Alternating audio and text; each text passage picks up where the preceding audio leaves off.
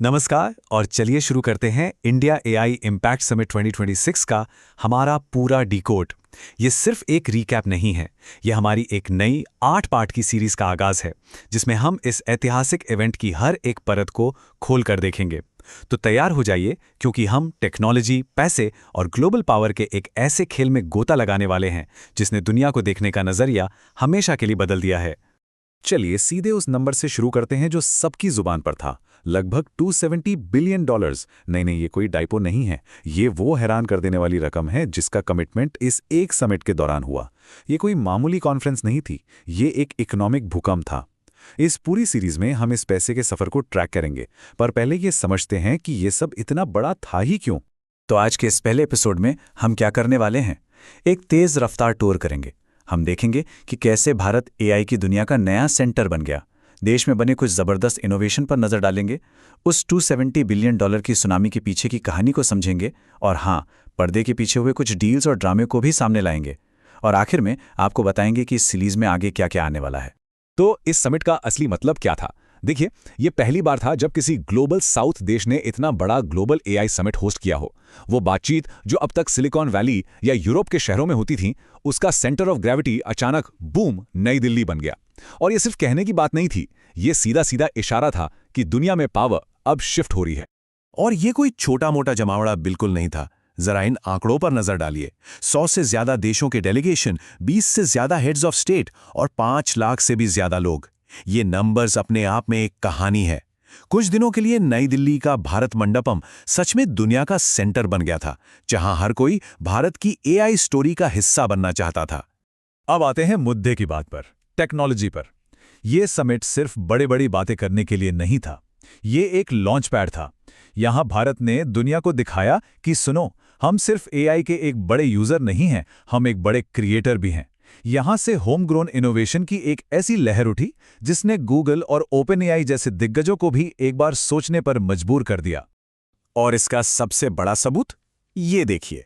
एक तरफ है सर्वम विजन, बैंगलोर का एक छोटा स्टार्टअप, और दूसरी तरफ एआई की दुनिया के सबसे बड़े नाम। और नतीजा, इंडियन भाषाओं को समझने के एक बहुत ही जरूरी टेस्ट में सर्वम ने सबको पछाड़ दिया।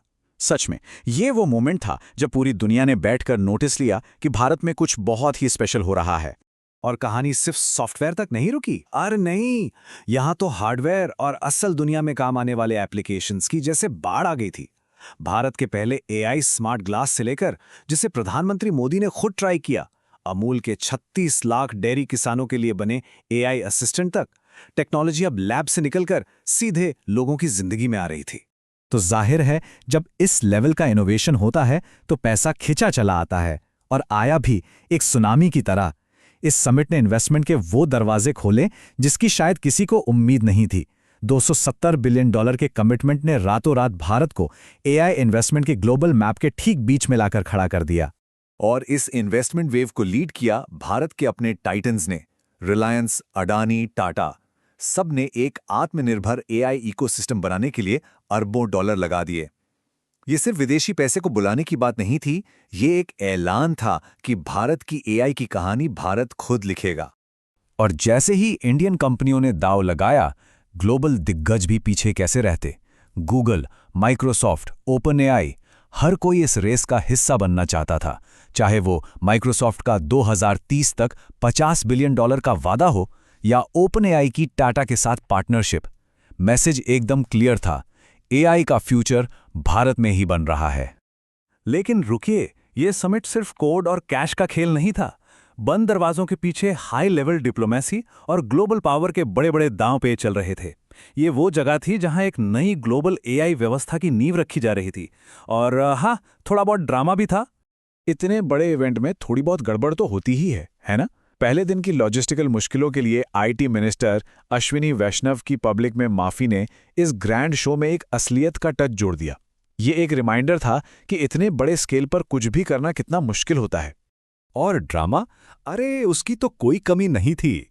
एक चीनी रोबोट डॉग पर हुआ विवाद, एनवीडिया और माइक्रोसॉफ्ट के सीईओज का अचानक ना आना, और ओपन एआई और एंथ्रोपिक के सीईओज के बीच दिखी खुली राइवलरी। और इन सब के बीच अमेरिका का ये बड़ा बयान कि वो एआई के किसी ग्लोबल गवर्नेंस को नहीं मानता। इन सब कहानियों में हम अपनी सीरीज में और गहराई से उतरेंगे। इस समिट का एक सबसे बड़ा स्ट्रैटेजिक मूव था भारत का पैक्स सिलिका में शामिल होना। अब यह है क्या? ये सिर्फ एक टेक्निकल एग्रीमेंट नहीं है, ये एक जियोपॉलिटिकल गठबंधन है जिसका मकसद एआई और सेमीकंडक्टर की सप्लाई चेन को सिक्योर करना है, जो कि चीन के बढ़ते दबदबे के खिलाफ एक साफ कदम है। ये दिखाता है कि एआई अब सिर्फ टेक नहीं, ग्लोबल पावर का एक जरूरी हथियार बन चुका है। तो जो कुछ भी हमने अभी देखा, सच कहूं तो वो बस एक ट्रेलर था। आज का ये एपिसोड हमारी आने वाली 8 पार्ट की सीरीज के लिए बस स्टेज सेट कर रहा था। असली कहानी तो अब शुरू होगी।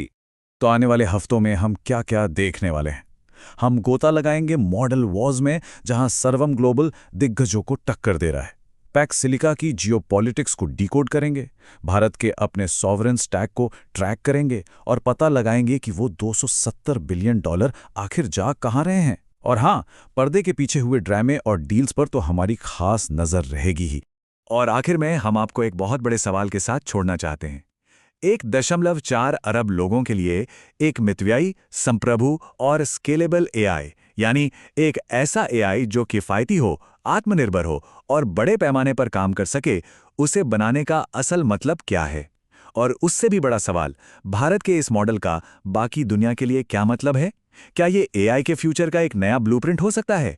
इन सवालों के जवाब ढूंढने के लिए हमारी सीरीज के साथ बने रहिए।